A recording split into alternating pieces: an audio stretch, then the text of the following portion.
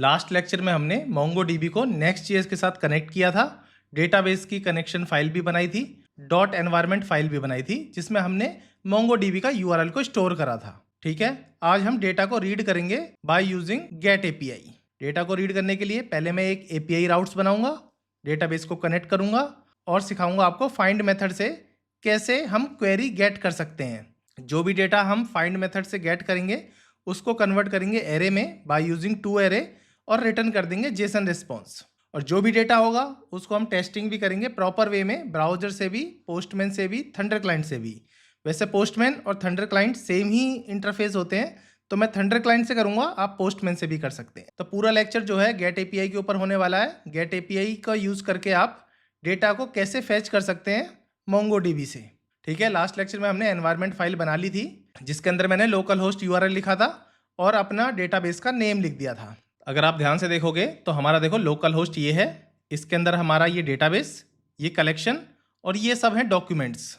तो इसमें हम कितने भी डॉक्यूमेंट बना सकते हैं। एक डेटाबेस के अंदर मल्टीपल कलेक्शन हो सकते हैं और मल्टीपल ही डॉक्यूमेंट बना सकते हैं आप।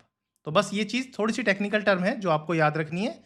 लोकल एनवायरनमेंट जो है इसको नहीं छेड़ेंगे क्योंकि हमारा डेटाबेस का नाम एकदम करेक्ट है और हमारा लोकल होस्ट भी एकदम करेक्ट है। अब हमें बनाना है अपना API राउट्स जहाँ से हम बैकएंड से डेटा उठाएंगे। बैकएंड से डेटा उठाने का मतलब है MongoDB से डेटा उठा के हम बैकएंड में लाएंगे। ठीक है, तो इसी तरह से हम इसमें एक राउट्स बना लेते हैं जिसका नाम मैं लिख लेता हूँ API। API के अंदर हम यूज़र्स करके और इसके अंदर हम बना लेंगे अपना route.js। ठीक है, ये हमारा राउट है जहाँ पे API लॉजिक लिखा जाएगा।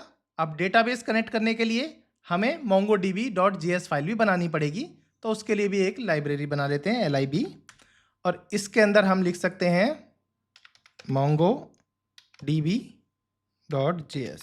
यहाँ पे अपना डेटाबेस को हम कनेक्ट करेंगे, जो मैंने आपको लास्ट लेक्चर में भी थोड़ा बहुत समझाया था उसी तरीके से ही मैं यहाँ यूज़ करने वाला हूँ। तो सिंपल लिखो import mongo client।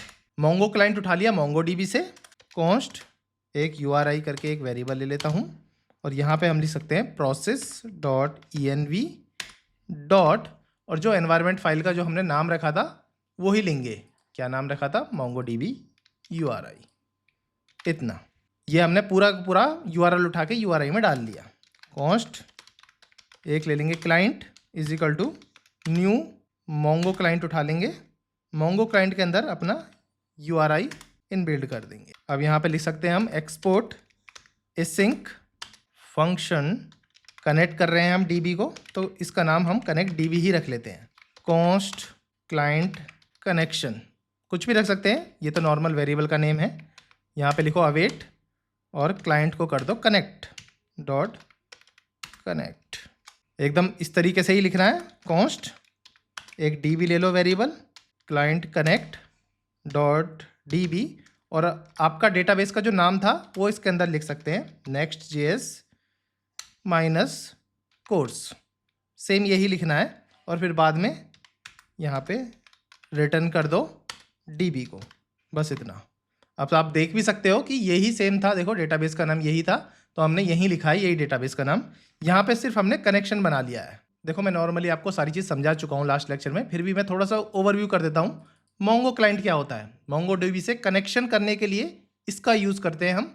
अब डॉट कनेक्ट का क्या मतलब है? डेटाबेस से कनेक्शन इस्टेब्लिश करना।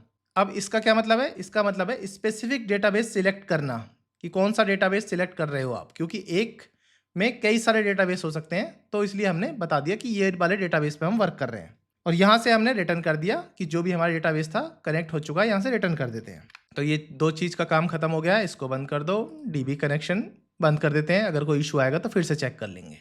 अब गेट API मारनी है इस राउट्स के अंदर, तो उसके ऊपर हम वर्क करते हैं। तो यहाँ से लिखो इम्पोर्ट और उसके बाद नेक्स्ट रेस्पॉन्स उठाना है नेक्स्ट सर्वर से और यहाँ से कर दो इम्पोर्ट। देख लेते हैं किस नाम से हमने यहाँ पे एक्सपोर्ट किया है, उसी हिसाब से हम इंपोर्ट कर पाएंगे। कनेक्ट DB के नाम से किया है तो सिंपल लिखेंगे connect DB from @lib MongoDB। ये उठा लिया कनेक्ट DB।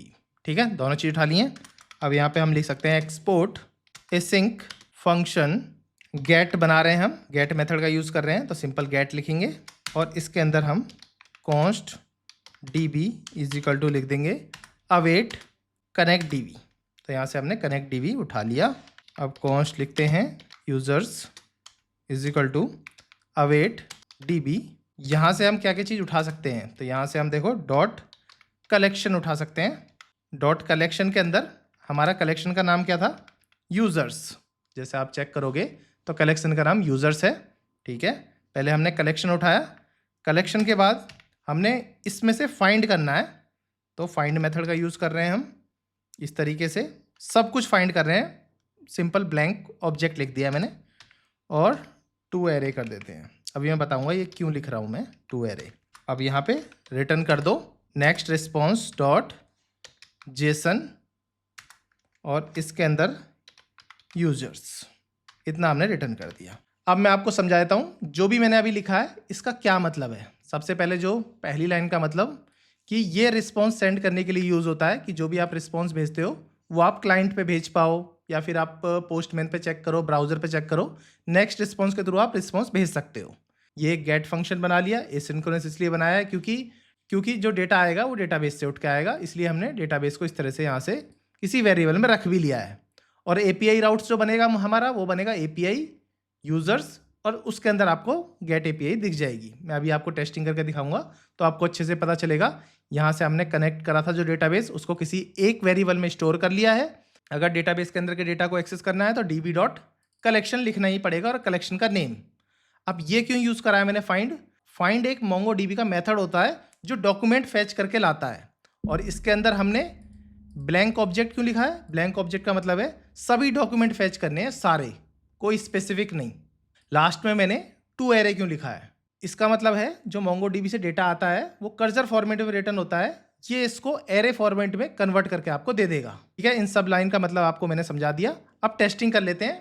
पहले टेस्टिंग कर लेते हैं ब्राउजर से, उसके बाद हम टेस्टिंग करेंगे पोस्टमैन से भी कर सकते हो आप, मैं थंडर क्लाइंट से करूंगा।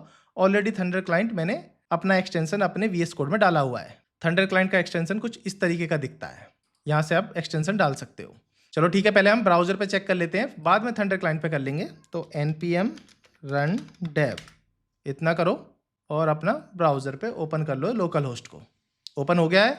अब इसके अंदर हमारी API का राउट्स क्या था, राउट्स था API और यूजर्स, बस इतना। तो यहाँ से आपको दिख जाएगा, देखो नेम और ईमेल, जो ऑलरेडी देखो कलेक्शन के अंदर था, नेम और ईमेल। आपका डेटा उठ के आ गया, आप टेस्टिंग भी कर पा रहे हो ब्राउजर से भी। अगर यही टेस्टिंग आपको पोस्टमैन से या फिर थंडर क्लाइंट से करनी है तो सिंपल क्या करो, इस URL को कॉपी करो, यहाँ पे इसको पेस्ट करो, गेट ही रहने दो इसको क्योंकि गेट API बनाई है मैंने, और सेंड कर दो।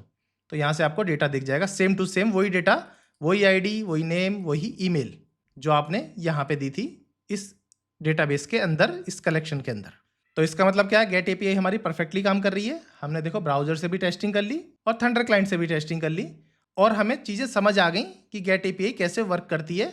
आज तो हमने रीड करना सीखा, नेक्स्ट लेक्चर में हम उसी डेटा को इंसर्ट करना सीखेंगे।